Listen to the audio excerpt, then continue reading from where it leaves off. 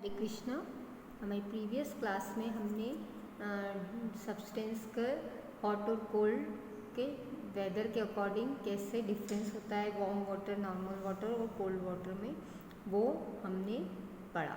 Next topic हमारा है hot and cold with the same breath. The air that we blow from our mouth on our hands is warmer. जो air हम हमारे mouth से हमारे हाथों पर ब्लो करते हैं तो हमारे हाथ क्या हो जाते हैं, वार्म हो जाते हैं, गर्म हो जाते हैं। So it gives heat to the hands and they become warm. So वो जो हम एयर ब्लो करते हैं वो क्या देती है, हमारे हाथों को हीट देती है, गर्माहट देती है, तो उससे हमारे हाथ गर्म हो जाते हैं। जैसा आप पिक्चर में देख रहे हो कि ये इसके हाथ ठंडे थे और इस हाथों को में गर्माहट लाने के लिए इसने क्या करा, मुंह से एयर को ब्लो करा, फूंक मारा अपने हाथ पर, और उसके बाद उसके हाथों में गर्माहट आ गई। The same air when blow over a glass of hot milk makes it cooler. अब वही सेम एयर जो हम एक दूध से भरा हुआ ग्लास है उस पर ब्लो करेंगे तो दूध को वो ठंडा करेगी। This is because air from our mouth is cooler than the air over hot milk. वो इसलिए क्योंकि जो एयर हम माउथ से निकाल रहे हैं वो हमारे दूध को ठंडा कर रही है। This cool air takes away heat from the hot milk making it cooler. जो दूध है उससे जो हीट है उसको बाहर निकाल रही है और दूध को उससे ठंडा कर रही है। जैसा कि आप पिक्चर 2 में देख रहे हो कि दूध से भरा हुआ कप है, उसको वो एयर ब्लो कर रही है उसके ऊपर, तो वो जो हॉट मिल्क है वो कोल्ड हो जाएगा। If there are two substances having different amounts of heat then the hotter substance give its heat to the substance having less heat so that the two substances have the same amount of heat. दो substance हैं, उनके पास अलग अलग amount की heat है।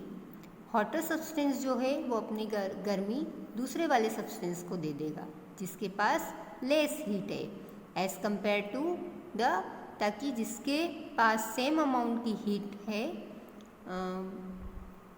ताकि दूसरे substance के पास सेम अमाउंट की हीट आ जाएगी। इसको हम एक एग्जाम्पल के द्वारा समझेंगे। जैसे मान लो एक बच्चे के पास 4 टॉफ़ी है और दूसरे बच्चे के पास 2 टॉफ़ी है। 4 वाला 2 टॉफ़ी दूसरे को दे देगा, दोनों के पास फिर सेम अमाउंट में टॉफ़ीज़ हो जाएगी, 3-3 टॉफ़ी, राइट। तो नेक्स्ट टॉपिक है हमारा burning coal burns brighter when we blow air. जब जलते हुए कोयले को हम ब्लो करते हैं तो क्या होता है वो देखेंगे। When we blow air on burning coal, the gases over it moves away and fresh air takes its place. Fresh air has more oxygen in it. Oxygen help in burning, so the coal burns brighter. जो जलता हुआ कोयला है वो और bright burn करता है जब हम उस पर एयर ब्लो करते हैं, क्योंकि हमारी एयर में ऑक्सीजन होती है और जो ऑक्सीजन होती है that is very much helpful in burning. It is a good supporter of burning. जो वो कोयला जल रहा होता है तो उसके ऊपर खूब सारी गैसेस होती है, लेकिन अगर उसके ऊपर फ्रेश एयर आ जाती है तो वो सब गायब हो जाती है और फ्रेश एयर के पास ज़्यादा ऑक्सीजन होती है और हमको पता है कि ऑक्सीजन जो है helps in burning, so the coal burns brighter. आया समझ में? Next topic is we breathe all the time. We breathe all the time, हम हर समय सांस लेते हैं। Our body needs oxygen all the time. हमारी बॉडी को हर समय ऑक्सीजन चाहिए होता है। We breathe through our nose. हम काय से सांस लेते हैं? हमारी नोज से सांस लेते हैं। Our breathing is control by the diaphragm. और हमारी जो ब्रीदिंग है, सांसें जो है काय से कंट्रोल की जाती है? डायफ्राम से कंट्रोल की जाती है। वो हम यहाँ पे पिक्चर है उसके द्वारा समझेंगे। It's up and down movement makes the lungs expand and contract. अब ये देखो, ये इनहेलेशन का पिक्चर है और ये एक्सहेलेशन का पिक्चर है। ये दोनों पिक्चर, एक्सहेलेशन में क्या होता है, एयर एक्सेल होती है, एयर बाहर की तरफ आती है, जैसा कि आप डायफ्राम मूव्स अपवर्ड, है ना, और एयर इनहेल्स एक्सेल, ठीक है। और लंग्स जो है वो कॉन्ट्रैक्ट होते हैं। तो अगर एयर बाहर जाएगी तो हमारे लंग्स क्या होंगे, सिकुड़ेंगे, है ना, सिकुड़ जाएंगे, क्योंकि डायफ्राम जो है ऊपर की तरफ जा रहा है, मूव हो रहा है। आप पिक्चर में देख सकते हो, इजीली आपको समझ में आएगा कि ये डायफ्राम ऊपर की तरफ मूव हो रहा है, हमारे लंग्स जो है वो सिकुड़ रहे हैं। इन अनदर केस इनहेलेशन में क्या होता है, देखो,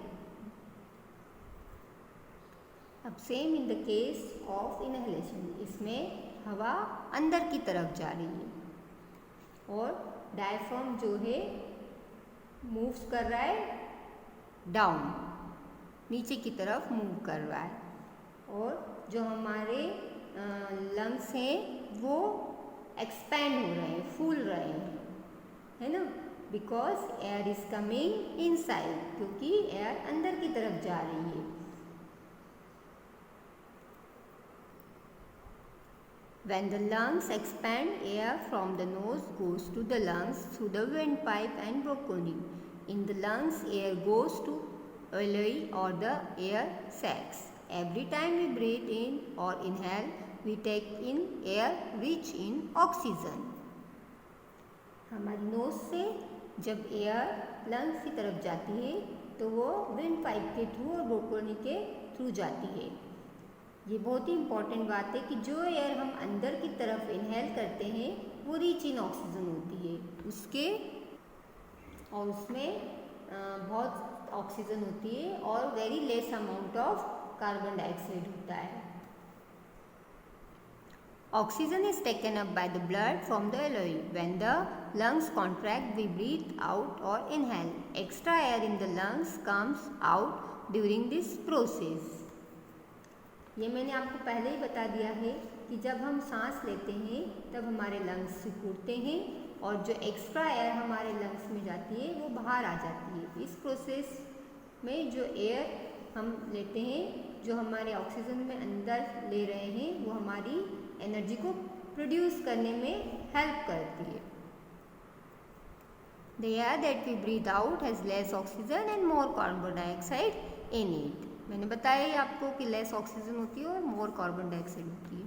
the oxygen is used by the body to produce energy.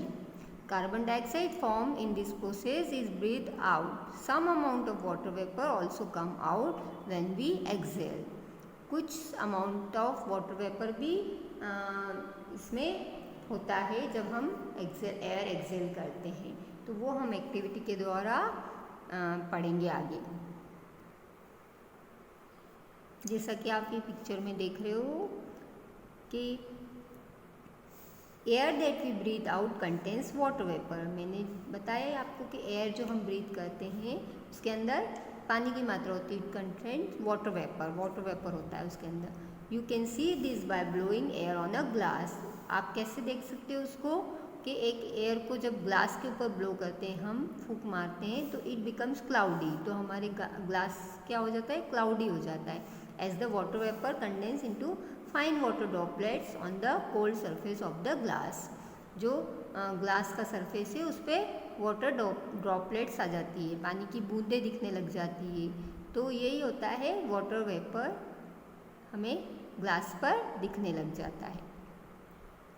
अब नेक्स्ट जो आप ये डायग्राम देख रहे हो ये है ऑर्गन्स ऑफ ब्रीदिंग, है ना, जो वो ऑर्गन्स आपको बताएं जिनसे हम सांस लेते हैं। ये आपको डायफ्राम बताया है, ये आपके लंग्स बताया, ये ब्रोंकी, और ये विंड पाइप के थ्रू आप सांस लेते हो, है ना। ये air in oxygen, air rich in oxygen, जो एयर अंदर जा रही है, और air having more carbon dioxide and water vapour, और एयर जो कि जिसके अंदर कार्बन डाइऑक्साइड और वाटर वेपर है वो बाहर की तरफ फेंक रहे हैं हम। ये लो ये, ठीक है। तो इस डायग्राम को आपको अंदर वाला जो पोर्शन है उसको आपकी कॉपी में ड्रॉ करना है, अच्छे से सुंदर सा ड्रॉ करना है। और ये जो प्रीवियस पेज पर जो डायग्राम दिया है उसको भी कोशिश कीजिएगा ड्रॉ करने का, इनहेलेशन और एक्सहेलेशन का। और आपको नाम भी उसके मेंशन करना है, जैसे आपकी बुक में मेंशन करे हुए ऐसे उनके नाम भी लिखना है, ताकि आपको और अच्छे से समझ में आएगा। ठीक है, Hare Krishna, meet you in another class.